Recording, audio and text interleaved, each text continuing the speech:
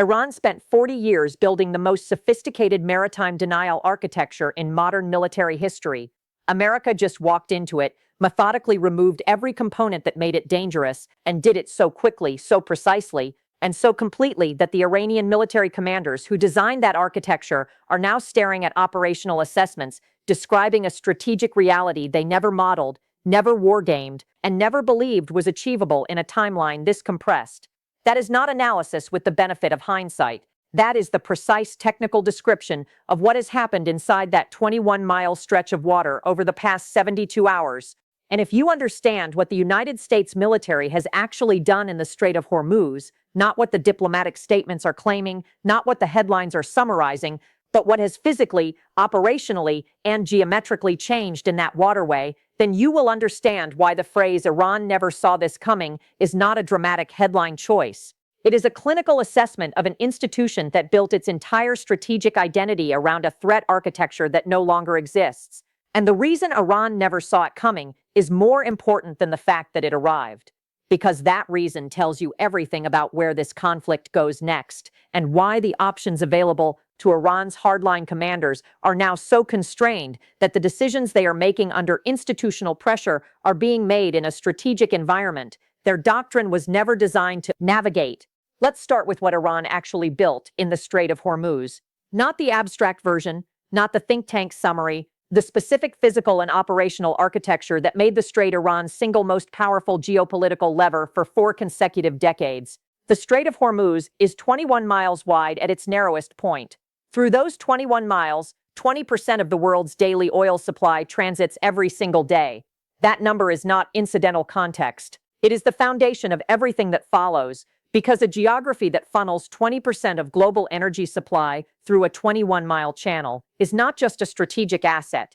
And Iran understood this with a clarity that shaped every military investment decision it made, from the moment the Islamic Republic consolidated power. The physical geography handed Iran a starting advantage that no amount of military spending could replicate.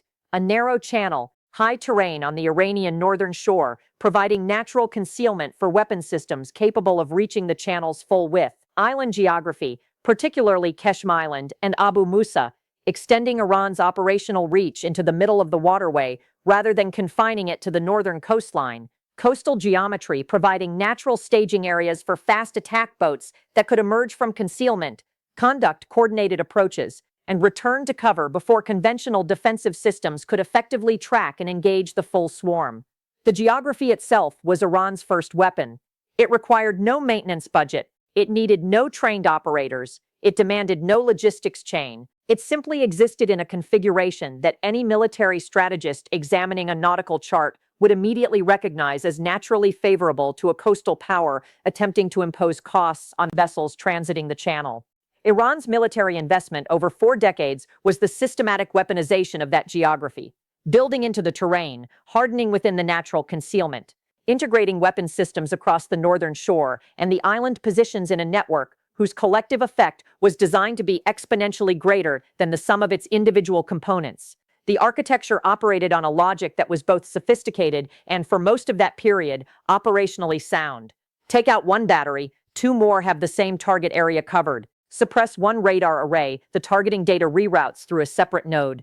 Destroy one fast attack boat squadron, 3 more emerge from different coastal staging positions. The redundancy was the architecture, the depth was the strategy, and the cost imposition on any adversary attempting to contest Iran's leverage in the strait was designed to be cumulative, continuous, and ultimately politically unsustainable. For 40 years, this architecture worked, not because it defeated American military power in direct engagement. It never did that. It worked because it did not have to defeat American military power. It only had to make the cost of contesting Iran's leverage high enough that American political will to pay that cost indefinitely would eventually be exceeded by the economic and diplomatic pressure from a global community that needed the oil moving through the strait to keep moving. The architecture was not a military victory strategy. It was a political exhaustion strategy implemented through military means. And for 4 decades, the honest internal assessment among American naval planners was that the problem was manageable, but not eliminable. You could operate in the strait. You could protect specific vessels. You could degrade Iranian capability periodically. But you could not permanently remove Iran's ability to make transit costly because the geography and the redundancy and the political cost imposition logic made permanent removal beyond what available tools could achieve at acceptable cost. That assessment was accurate for 4 decades. What changed is not American will, not American intelligence, not American diplomatic positioning, though all of those have shifted. What changed is American capability at the specific technical level where the Strait's military geometry is actually determined. And the change did not happen in a single deployment decision or a single strike package or a single operational choice. It happened through a precisely sequenced series of capability deployments and operational actions, each of which addressed a specific layer of Iran's Strait control architecture until the layers were gone and the architecture they supported had nothing left to stand on. The first layer that went was the drone swarm. This is the layer that Iran invested most heavily in over the past decade because it represented what Iranian planners believed was the definitive solution to the cost asymmetry problem that traditional anti-ship missiles and fast attack boats could not fully solve on their own. The logic was mathematically elegant. A Shahed drone at $20,000 against an interceptor missile at $1 to $4 million is a cost exchange ratio that favors the attacker regardless of how sophisticated the defending system is. You manufacture drones at scale. You launch them in waves designed to exceed the defending vessel's interceptor magazine capacity. You run the magazine down through sustained drone pressure. Eventually, something gets through against a ship that has expended its intercept capability. The logic was sound. The manufacturing investment Iran built around it was substantial. The industrial capacity the IRGC developed to produce drones at the scale required for this strategy was genuinely impressive in breadth, even if individual drone sophistication was limited. The Helios directed energy system removed this layer from the strategic equation, not degraded it, not reduced its effectiveness to an acceptable level, removed it. 60 kilowatts of focused directed energy at the operational cost of electricity per engagement against a drone that cost $20,000 to manufacture does not produce a new cost exchange ratio that merely favors the defending ship instead of the attacker. It produces a strategic reality in which Iran's entire investment in drone manufacturing is operationally worthless against any vessel equipped with the system. The magazine that the drone swarm strategy was designed to exhaust does not exist. Electricity is not a magazine. As long as a vessel maintains power generation, engagement capacity against incoming drones is functionally unlimited. Iran can manufacture Shahed variants indefinitely and launch them indefinitely against Helios-equipped vessels in the Strait. The operational result is not tactical difficulty for the defending ships. It is the production of expensive debris at Iran's cost, with no corresponding degradation of the vessel the drones were intended to defeat. The IRGC's drone doctrine did not merely become less effective when Helios was deployed in theater. It became operationally meaningless as a mechanism for imposing the kind of sustained costs that the political exhaustion theory requires to function. The political exhaustion strategy requires the defender to pay real costs per engagement. Electricity is not a real cost at the operational level that matters for political exhaustion calculations. The calculus that made the drone swarm Iran's most significant recent military investment collapsed the moment a ship began turning drone waves into debris without depleting anything that costs money to replace. The second layer that went was the fast attack boat capability. The IRGC's surface fleet, hundreds of fast attack craft operating from coastal positions and island staging areas across the Strait's approach geometry, was the physical embodiment of the swarming doctrine that Iran's naval strategy had been built around since the tanker war of the 1980s. Individual boats are individually manageable. Any competent naval defensive system can handle individual fast attack boats. The operational concept was never about individual boats succeeding. It was about coordinated swarms arriving from multiple vectors simultaneously, creating an engagement geometry complexity that taxes even sophisticated defensive systems by presenting more simultaneous targeting solutions than those systems' engagement rate can service before some portion of the swarm reaches weapons release range. The AH-64 Apache invalidated this doctrine so thoroughly that the invalidation deserves precise description. The Apache engages fast attack boats at ranges where the boat's own weapons cannot reach the helicopter. This is not a marginal range advantage that creates tactical difficulty for the approaching boat. It is a fundamental engagement geometry reality that makes the fast attack boat swarm doctrine non-functional against helicopter defensive coverage. The Hellfire missile system fires from well outside the engagement envelope of any weapon system mounted on a fast attack craft. The Apache's sensor suite detects emerging boats at ranges that provide engagement time before coordinated swarms can develop the multi-vector geometry that makes simultaneous engagement overwhelming. And the Apache's combination of speed, altitude, and weapons range collapses the geographic concealment advantage that made coastal cave staging effective. A boat emerging from a coastal position has a brief window between emergence and the engagement geometry becoming catastrophically unfavorable. Against helicopter coverage, that window approaches zero. What happened to Iran's fast attack boat capability in the engagements since this conflict's operational phase began is not a story of individual boats being destroyed in individual engagements. It is a story of doctrine invalidation demonstrated repeatedly in real operational conditions against forces that had trained specifically to execute the swarming approach. Every element of the doctrine that made it operationally coherent was attempted. Every element failed against the specific combination of helicopter reach and destroyer-based defensive coverage.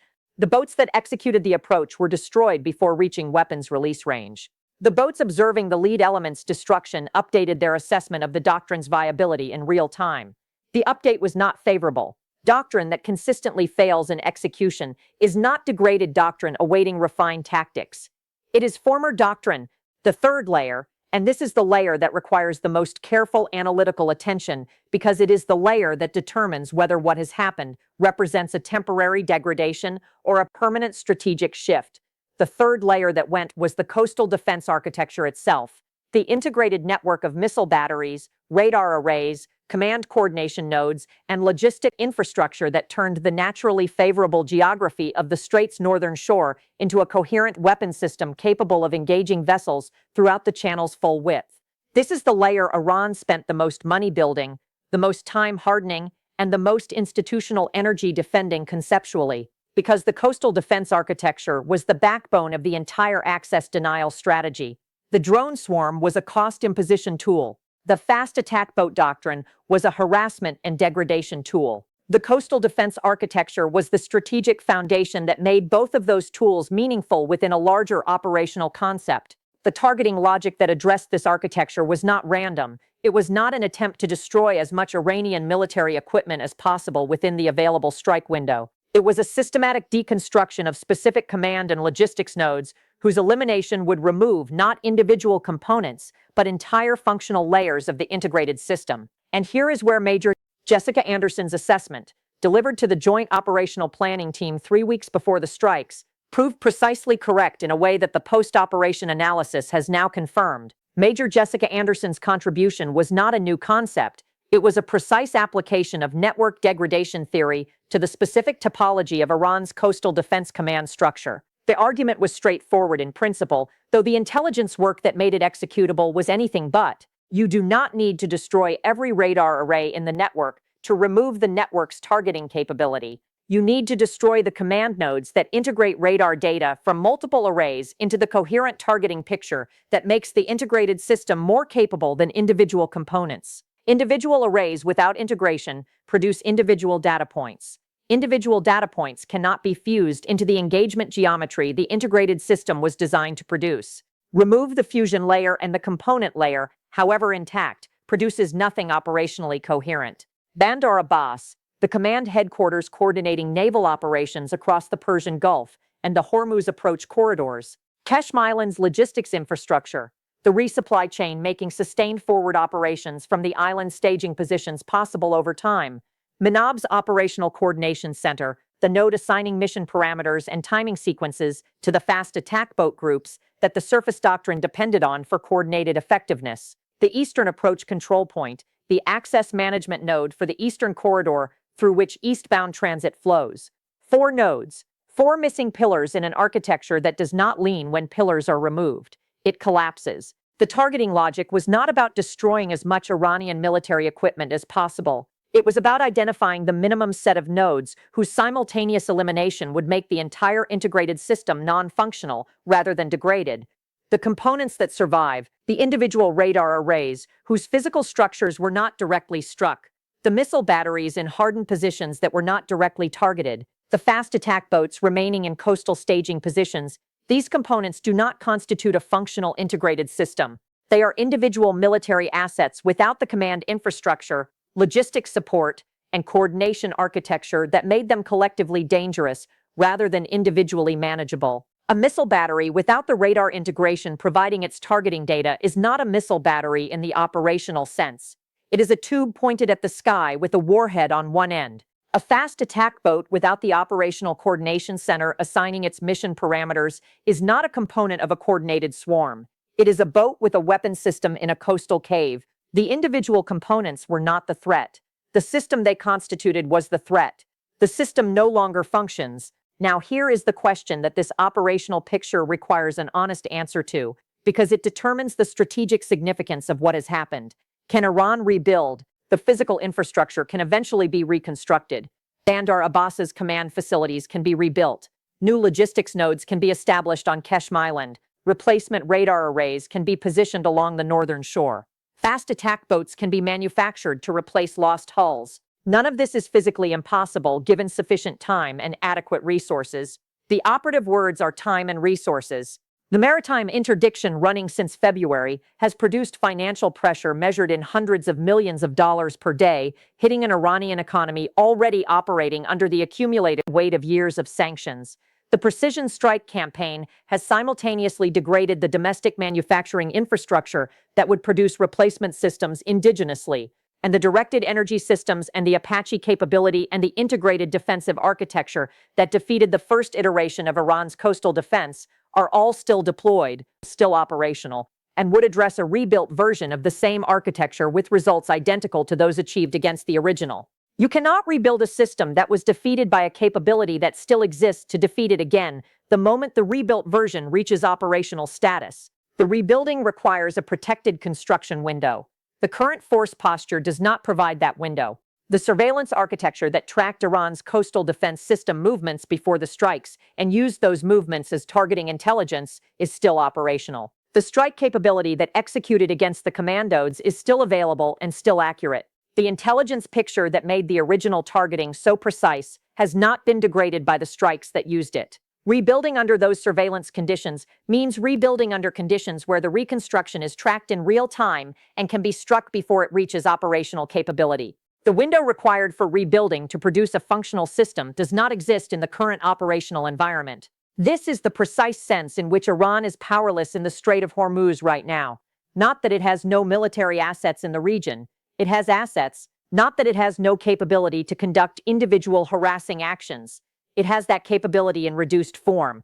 But the integrated system whose collective effect created the access denial threat that made global energy markets price Hormuz disruption seriously for 4 decades is not functional and cannot be made functional in the timeline relevant to this conflict's resolution. The global energy market has processed this assessment and reflected it in price behavior. The response of energy prices to individual Iranian provocations in recent weeks has been notably muted compared to price behavior before the strikes. The same category of Iranian action that produced significant energy price movement 6 months ago is producing minimal price response now. This is not market sentiment. This is the aggregate assessment of the professional risk pricing community, which has access to the same open-source operational intelligence that informed the strikes and has concluded that the probability of Iran successfully executing sustained strait disruption has changed materially. Markets do not mute their response to genuine threats. They price genuine threats precisely and quickly. The muted response reflects a changed assessment of the probability that Iran's remaining capabilities can produce the kind of sustained disruption the integrated coastal defense architecture was designed to enable. The IRGC's own internal organizational behavior reflects the same changed reality through a different analytical lens. The exercises conducted in the days following the operational deconstruction were not military training events in the sense that exercises are conducted when an institution is preparing to execute the doctrine being rehearsed. They were institutional loyalty performances directed inward at the organization's own members rather than outward at the adversary. An institution conducting loyalty performances while its operational doctrine is being demonstrated as insufficient in real engagements is an institution managing a gap between its institutional narrative and its operational reality. That gap produces decision-making under institutional stress that rational strategic analysis alone does not predict. The hardline faction has built its institutional identity around the proposition that the Strait architecture makes Iranian leverage over American power sustainable at acceptable Iranian cost. That institutional identity is now disconnected from the operational reality in which the architecture no longer functions. Institutions in this position have two responses available: update the institutional identity to reflect operational reality, or double down on the identity and pursue escalations that the operational reality cannot support. The pattern of decision-making throughout this conflict does not favor the updating response. This is the faction that maintained public positions far removed from operational reality while ceasefire discussions proceeded. This is the faction that authorized anti-ship missile launches against American naval vessels during a ceasefire window. This is the faction that ordered a strait closure that consumed permanent strategic assets for hours of disruption and generated the targeting intelligence used in the American operational response that followed. The pattern is escalation in service of institutional identity rather than operational assessment driving strategic decisions. But the escalation options available to the hardline faction are now constrained in ways they were not in earlier phases. The drone swarm option is closed by directed energy that turns drone manufacturing investment into expensive debris at no cost to the defending vessels. The fast attack boat swarm option is closed by Apache capability and the loss of the coordination infrastructure that made coordinated swarms operationally coherent. The coastal defense architecture that provided the strategic foundation for both of those options has been deconstructed at the command and logistics layer. What remains is the ballistic missile inventory, estimated at approximately 70% of pre-conflict levels with mobile launcher capability, that has been degraded but not eliminated, and the possibility of strikes against Gulf state energy infrastructure that would expand the conflict in ways whose consequences the IRGC's current resource-constrained and institutionally fractured condition is poorly positioned to manage. The ballistic missile option is the one that hypersonic response capability is specifically designed to address. A system traveling at hypersonic speeds collapses the time window that mobile launcher doctrine depends on for survivability. A launcher that exits its hardened position, fires, and attempts to return to cover is now operating in a threat environment where the response time is measured in minutes rather than the extended periods that conventional strike aircraft require. The mobile launcher survivability calculation that made ballistic missiles Iran's most credible remaining escalation tool changes fundamentally when the weapon capable of destroying it while it is in the open travels fast enough to close the window that mobility was designed to provide. The Gulf state infrastructure option carries risks that the IRGC Command Council is calculating with significantly greater uncertainty than its public posture suggests. Striking Saudi or UAE energy infrastructure crosses a threshold that transforms the current conflict from a bilateral confrontation with regional dimensions into a regional war with the Gulf Cooperation Council as active parties. The security architecture surrounding Gulf state infrastructure involves commitments and tripwires that the IRGC's pre-conflict planning assumptions underestimated in ways the current intelligence picture has now clarified. The domestic pressure variable adds a dimension to the IRGC's decision calculus that purely military analysis misses. The formal institutional record being created of IRGC operational failures, the economic consequences accumulating across the Iranian civilian population, the food price inflation, the medicine supply disruptions, the industrial unemployment generated by sustained financial pressure. These are conditions that produce political pressure, which accumulates in ways that domestic suppression capability can manage for a period but cannot prevent from eventually reshaping the political environment within which all strategic decisions are being made. The IRGC is processing operational defeat in the Strait simultaneously with a domestic institutional challenge from within the Iranian state. Both pressure vectors are pointing in the same direction. Both are telling the same story about an institution whose strategic position has moved from difficult to untenable. The complete operational picture in the Strait of Hormuz right now is a picture of an institution that has been stripped of every layer of the access denial architecture it spent 40 years designing, funding, building, hardening, and refining. And that finds every remaining element of its military strategy individually inadequate against the defensive and offensive capabilities arrayed against it. Drone swarms stopped by electricity at no cost to the defending vessels. Fast attack boat swarms destroyed before reaching weapons release range. Coastal defense architecture deconstructed not at the component layer, but at the command and logistics layer that made the components collectively functional. ballistic missiles facing response times that collapse the survivability window that mobile launcher doctrine depends on. The strait is open. The oil is moving. The vessels that we're holding in the approaches are transiting. The energy price markets are reflecting an operational assessment that the integrated threat to Hormuz transit has been removed rather than temporarily suppressed. This is what Iran never saw coming. Not just the operational outcome, though the operational outcome is comprehensive in ways that Iran's military planning did not model as achievable in this timeline. What Iran never saw coming was a specific combination of capabilities that addressed each layer of the access denial architecture at the technical level, where each layer's effectiveness was actually generated. The drone swarm addressed at the cost mathematics level, the fast attack boat doctrine addressed at the engagement geometry level, the coastal defense architecture addressed at the command integration level, each capability matched to each layer's specific vulnerability, executed in a sequence that prevented each remaining layer from compensating for the loss of the ones that fell before it. Iran's strategic planners modeled American responses to each individual layer. They wargamed American strikes on drone manufacturing capacity. They planned for American strikes on specific coastal defense installations. What they did not model with sufficient precision was the simultaneous invalidation of all three layers through capabilities that addressed each layer's core operational logic rather than its physical infrastructure. You can replace physical infrastructure. You cannot easily replace invalidated operational logic with a new doctrine in the middle of an active conflict against an adversary whose intelligence picture of your remaining capabilities is real-time. The geography did not change. The 21-mile strait is still 21 miles wide. The northern shore still provides the concealment geometry that Iran's doctrine exploited. The islands are still there. The coastal terrain is still there. The physical geography that handed Iran its starting strategic advantage is exactly as it was the day the Islamic Republic began building its access denial architecture. What changed is that none of the geography matters anymore without the integrated system that turned it into a coherent weapon. And that integrated system is gone, not weakened, not degraded to a level requiring time to recover, gone in its functional form. The components exist in fragments. The system those components constituted does not exist in a form capable of producing the collective operational effect that made the Strait Iran's most powerful geopolitical lever for 4 decades. And the capability to rebuild the system under current operational conditions does not exist in the timeline within which this conflict's resolution will be determined. Iran spent 40 years building something it believed was a trap. America walked into it with precisely the capabilities required to make the trap's mechanism stop functioning, took it apart with systematic precision, and handed the key of that 21-mile waterway back to the global economy that needs it open.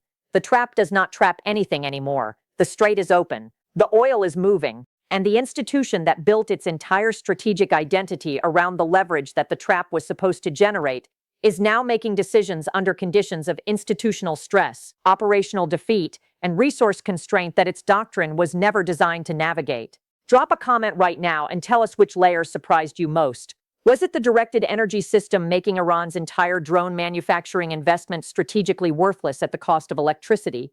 Was it Major Jessica Anderson's targeting logic that deconstructed the coastal defense architecture at the command integration layer rather than the component layer? Was it the energy market's price response telling you more about the operational reality than any official military briefing? Tell us in the comments and share this with someone who still believes Iran has meaningful leverage in the Strait of Hormuz. Because the leverage was the architecture. The architecture is gone. The strait is open. And Iran never saw any of it coming.